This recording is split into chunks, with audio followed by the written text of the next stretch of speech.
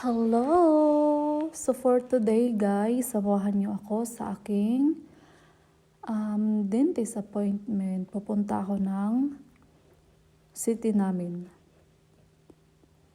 So right now, walking ako papunta sa aking bus stop.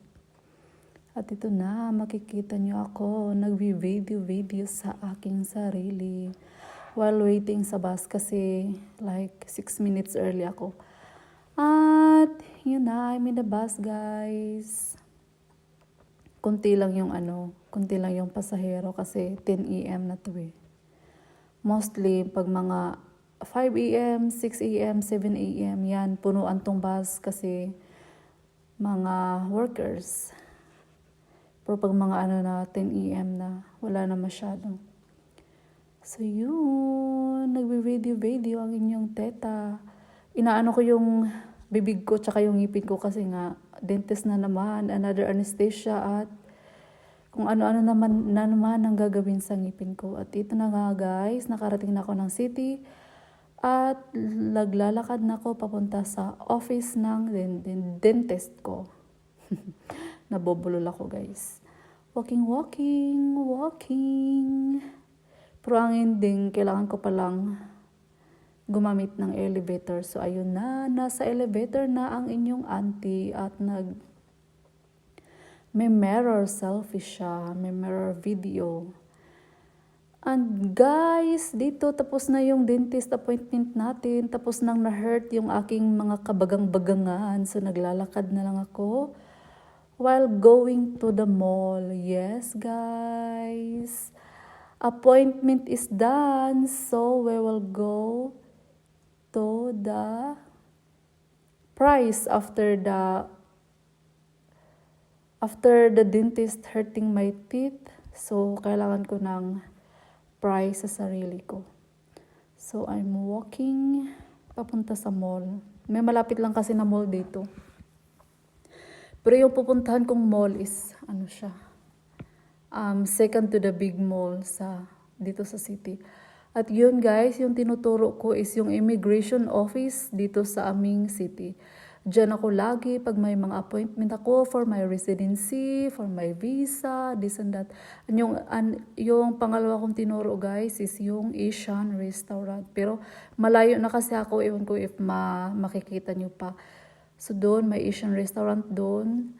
At ito na guys, nakarating na ako sa mall kung saan gagawin ko ang aking happy time with myself.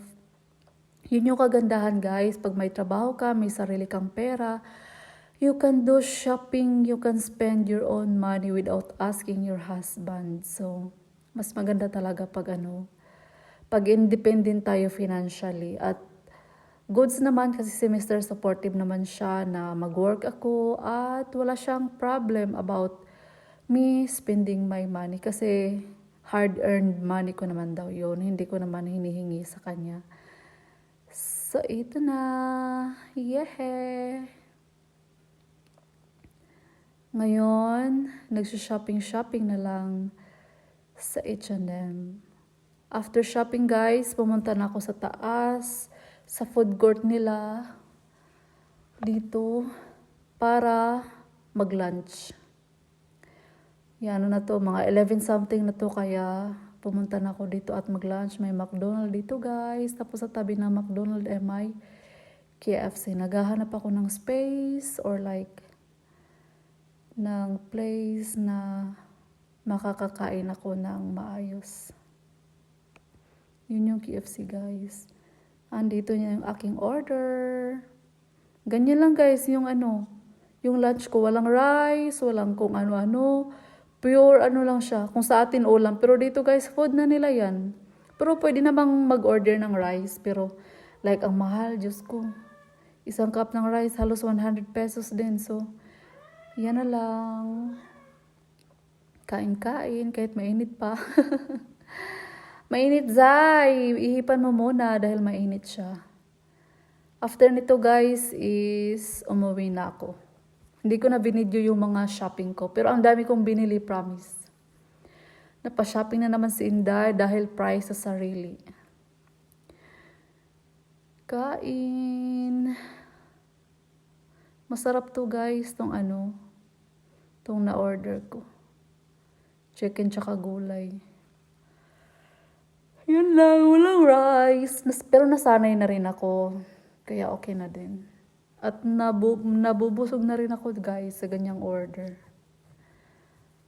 Kain-kain. Thank you guys for watching till the end.